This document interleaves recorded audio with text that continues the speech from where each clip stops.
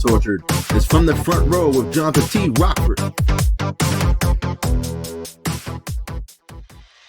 I cannot believe he did that shit.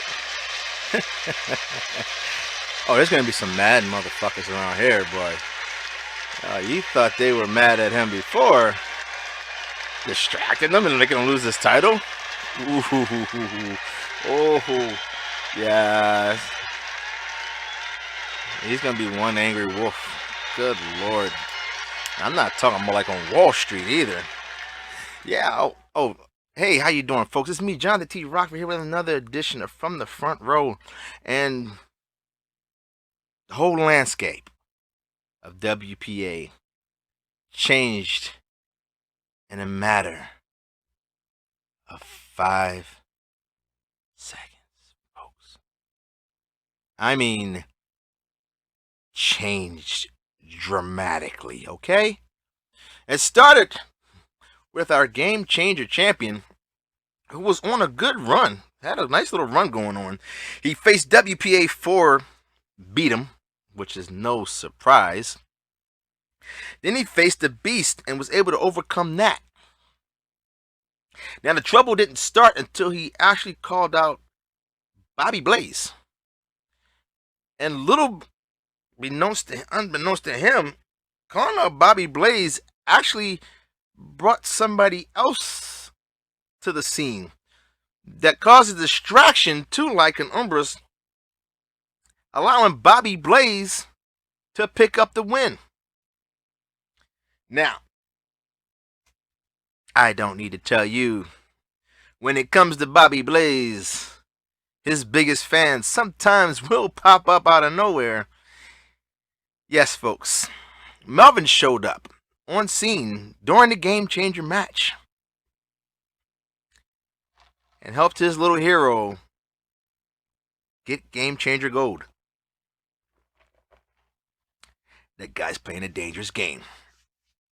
Now, on commentary, we had the Tezzeret and the Emperor 2K Anomalium on guest commentary as their opponents.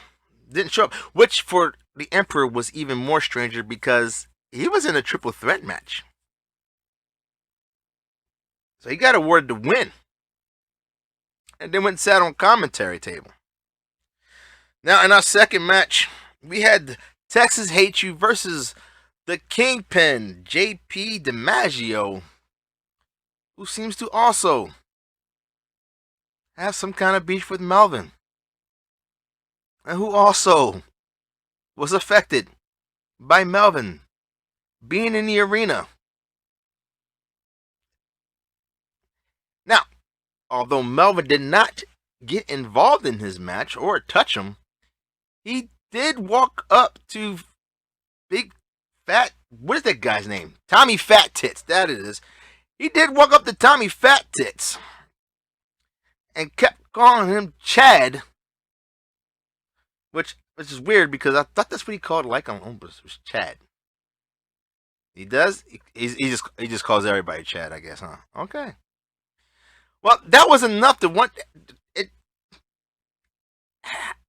Distraction is probably too big of a word, but it did puzzle DiMaggio why Melvin was out there talking to Tommy Fat Tits. But it did allow Texas Hate You, Mr. Money in the Bank, to roll him up and get a pin. Now, I don't know where this is going to go, folks.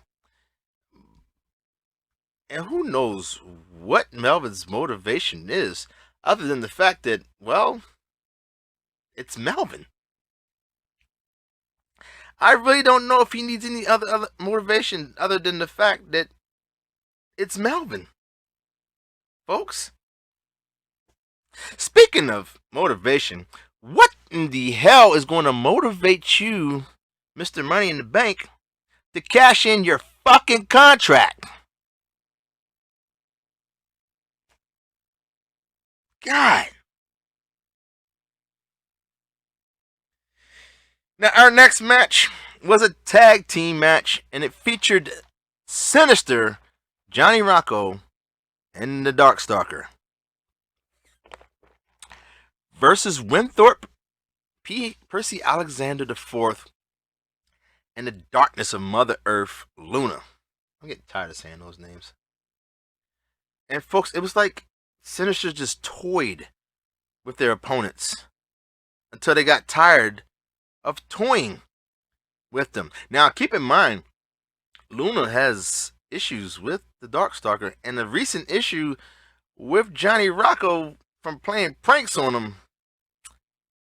And he said when the time was right, he was going to get her, and get her he did, as he took her out the match and held her down, beating her head against the mat, while the Darkstalker was in the ring taking care of Winthorpe, and hit him with the Black Void, picking up the win for their team. It's like they knew they could win whenever they wanted to. Yeah, if I was them two, I would be real careful, especially when it's the Darkstalker and Johnny Rocco teaming up. Those guys together are 2-time tag team champs. I mean, hell, Johnny Rocco by himself is a 4-time tag team champ. There's this championships just run between them two like it's nothing. Now, our next match, after we got back to a little bit of normalcy, it featured the Wraith versus the Super Champion King in a very tightly contested match. But the Super Champion King was able to pull out the win. He's been doing pretty good lately. I'll give him that. Maybe he's getting back to his form. So we could probably see some gold coming around his way soon. I mean, the guy's held gold in various promotions, including WPA. Now, our next match featured Brasshole from the Killer Goons taking on Needles King. And Brasshole picked up another dominating win. I mean, it's 2 matches back to back. Kind of, you got domination going on in this week. But hey, dominate. Good for him, because he damn sure didn't do it when you needed to do it when it was important. Now, when you thought it was all over, Bobby Blaze, our new Game Changer champion, was in action versus another Killer Goon, Money, MF, and Mike. And Money looked like he was destined, poised to win the match, when once again, Melvin showed up. And to cause a distraction. Again, he was asking Bobby for his autograph. Now, Bobby didn't turn around because he knows Melvin's crazy. But Money Mike did look over there, which allowed Bobby Blaze to pull up on him and roll him up for a schoolboy win and the pin and win. Oh my God. Melvin is just out there antagonizing people. Could be worse, could be me. But Bobby Blaze did pick up the win. I mean, that's a good time to win the Game Changer title. I mean, you don't have to worry about anything until Monday. It's like you got the weekend off. Now, in another match featuring another Killer Goon, we had Casper 2779 taking on Donnie Boy, who's been having a bad streak lately. And you'll never hear me probably say this with Casper 2779 again, folks. But Casper dominated. Look, and I mean literally dominated that match. Donnie Boy had no answers for him. I think Casper is getting tired of losing to people he should probably be beating. Ain't too often you see him dominate a match like that. So good on you, Casper. Keep it up. Now, our next match was the badass Eddie Von Detty versus the man nobody wants to lose to, Quanny Fist. And they had an all-out brawl, ladies and gentlemen. They fought so hard that the time limit ran out, and the match was declared a draw. Now, Quanny Fist, for some reason, decided, I want to keep going, and kicked the badass Eddie Vendetti straight in the balls. I mean, he gave him a Pat McAfee punt to the balls before he left. We'll see what happens with that.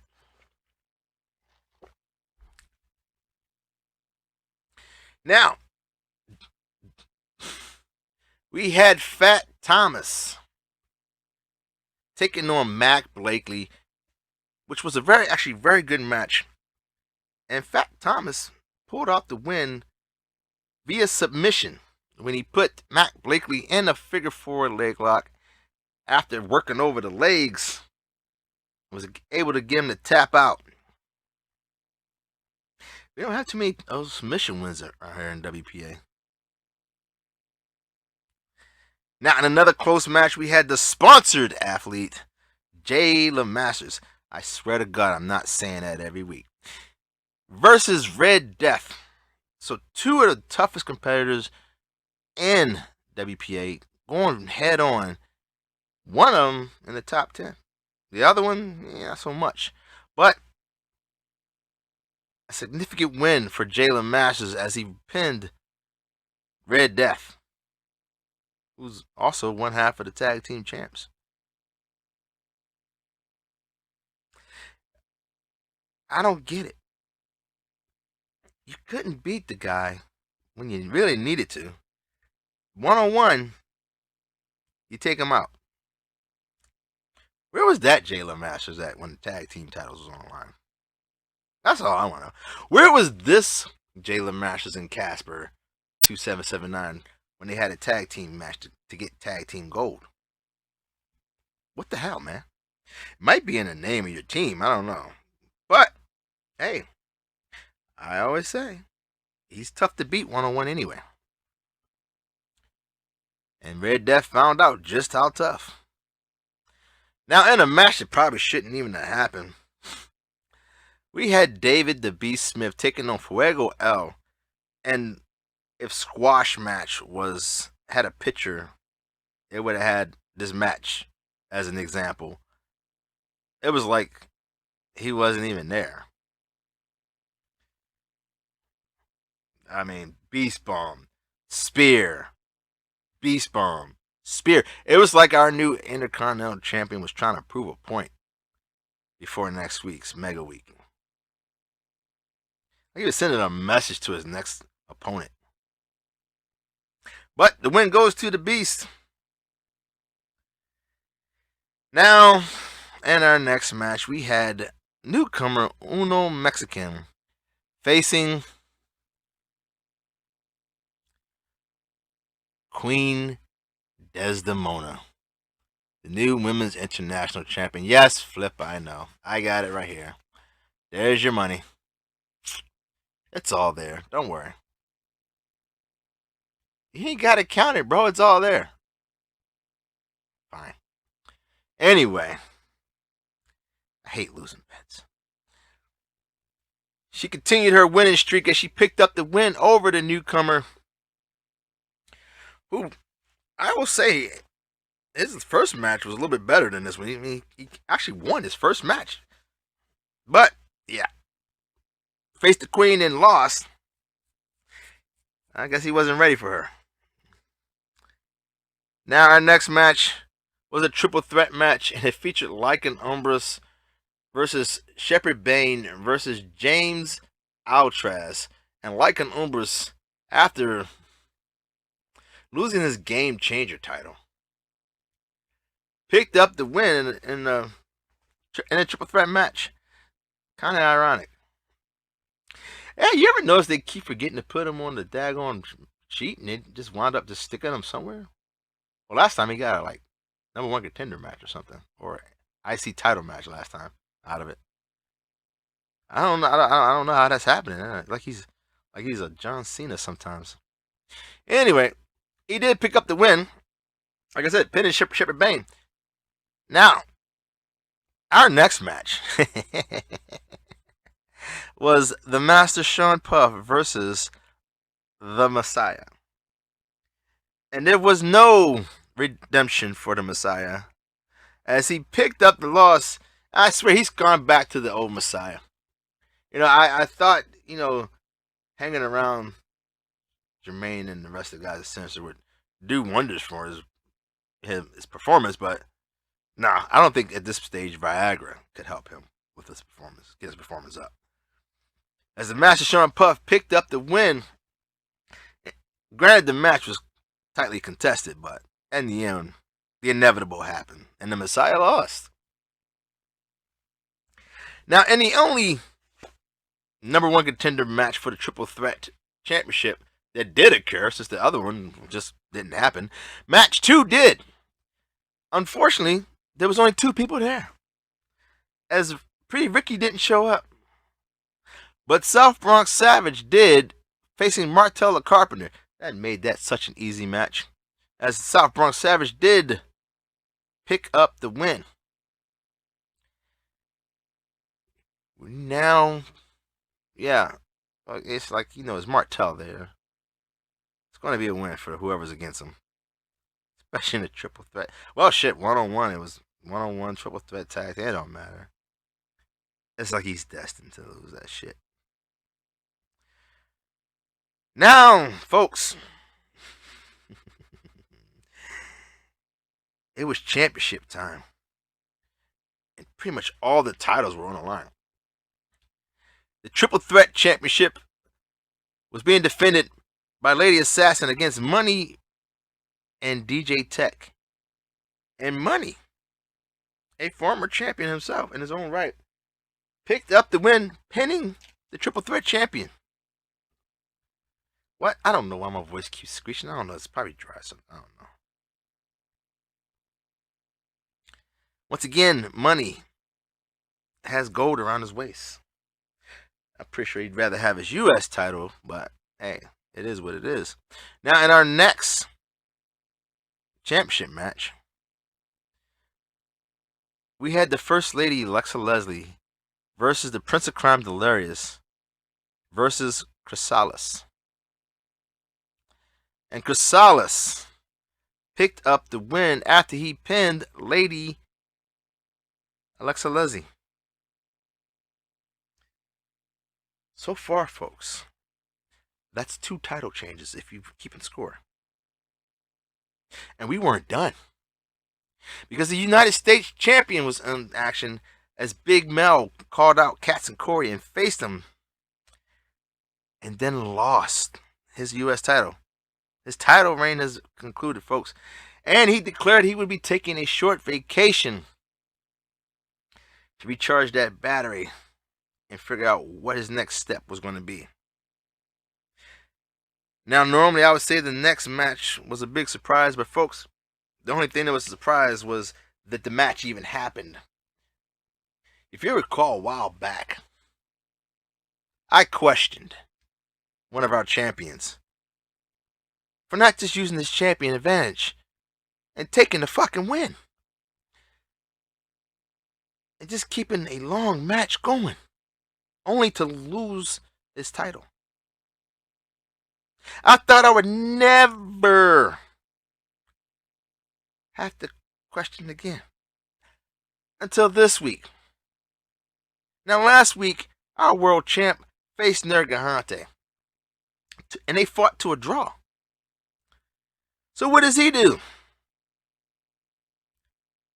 He gives him a rematch. This motherfucker. And loses his title, folks. From the opening bell, Nergahante controlled the match. And he was not going to waste a second opportunity. So we have a new world champion, folks. Did you keep track of that, folks? New Game Changer champ, which is no surprise. A new world champ. A new U.S. champ. A new television champ. And a new triple threat champion. And we'll throw this one in there too. We do have a new women's international champ. All 5 titles, folks. All 5 of those titles changed hands within the last 2 weeks. Only thing that stayed the same is the trios and the tag champs. That's it. And that's just because they weren't in action this week. See if that holds true next week, when all titles will be on the line for Mega Week. You know, we probably have more Mega Weeks than I can count. We need another unsanctioned match. I mean, we stopped there at 3. We need a 4. But that's it, folks. That's all I got.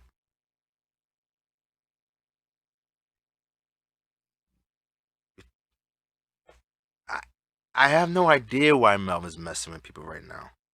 I'm warning you, folks. First off, Melvin just pops up out of nowhere.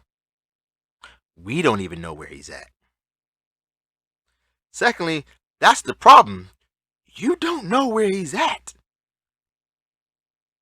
Thirdly, I'd worry about a guy that knows your address or your email enough to send you letters. Nobody ever questions that. I don't understand why. And let's keep in mind, the guy did break out of an asylum. Okay, well, he's broken out of an asylum. No, that he was in for kidnapping. If you're going to mess with him, folks, please, just be careful. He does have access to records. I don't know how or why. It's not me. It's not you, is it, Flip? Okay. But stay tuned for Philip. I can almost assume who his pick is this week, but I'll let him tell you that. I'm Johnathan T. Rokford, and as always, don't drink and drive. Hug your loved ones. Pick up the phone and call that friend that might need to hear your voice. Could be a saving grace. Want to enjoy this tea, because I got a feeling the night's not over, folks. There's a party going on. Should be interesting. Deuces. What? Yes, it's all there, you asshole. No, that's not the money you gave me when you lost. That's different money. What? Yeah, I don't know why Melvin's messing with people.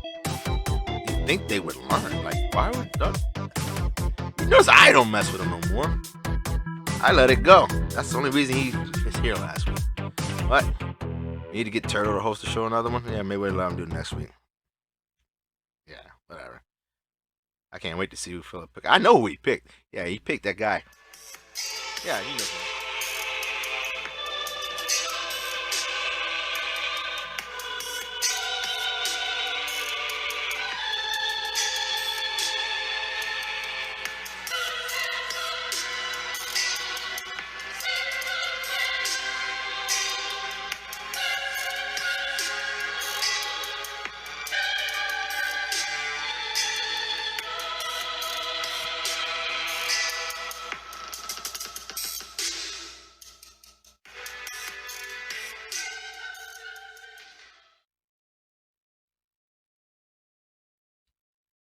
Good evening, WPA. And if you're wondering why I seem so joyful and the smile on my face, is because this time I have the honor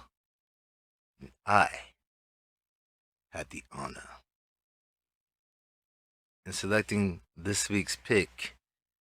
And it shall be an honor because it is not too often that the honor I give of my selection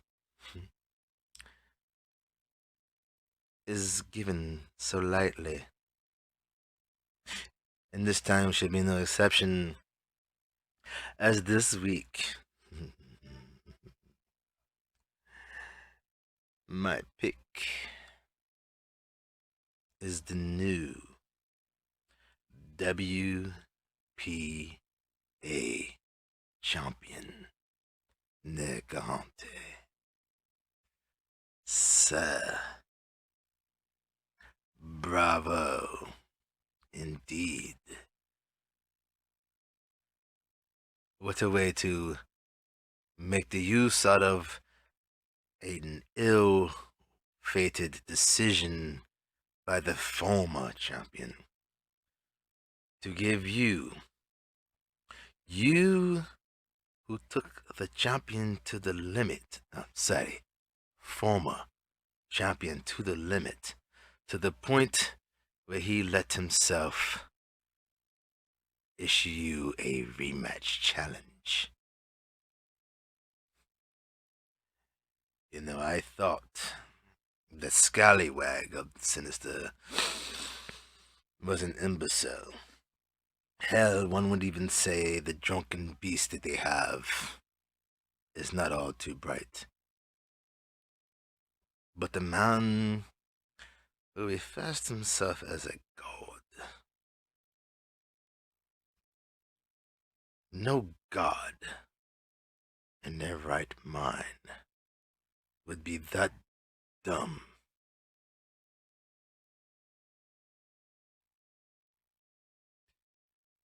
as to go after a man who already has taken you to your limit, and then come back and dominate you in such fashion that now you have no title around your waist. Negante, you put on a clinic. And it just saddens me that you did this after I put out my monthly top 10.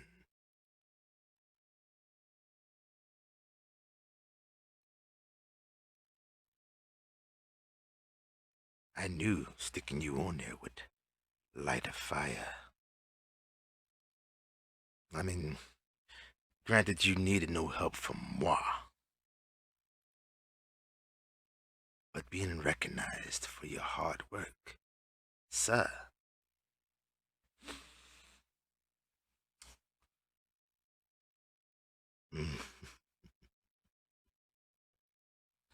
how the landscape has changed.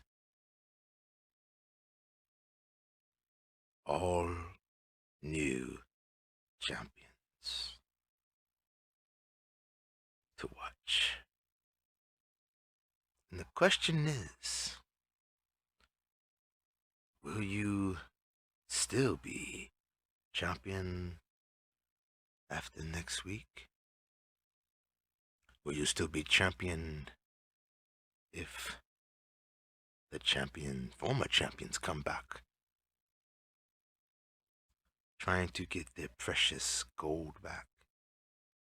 That will be the true test. But for now, Negahante, I once again applaud you, sir. Bravo. You've shown the chink in the armor. You've shown that it is not a big G, but a little G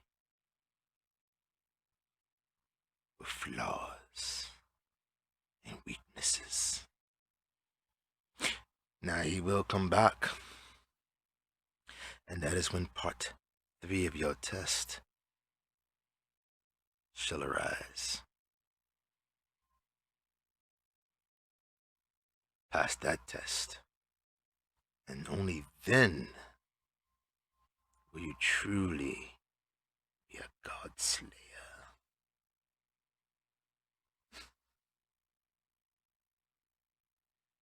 That is all I have. Remember, I'm always watching you.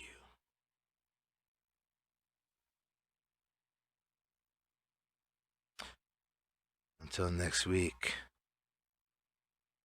I bid you good day.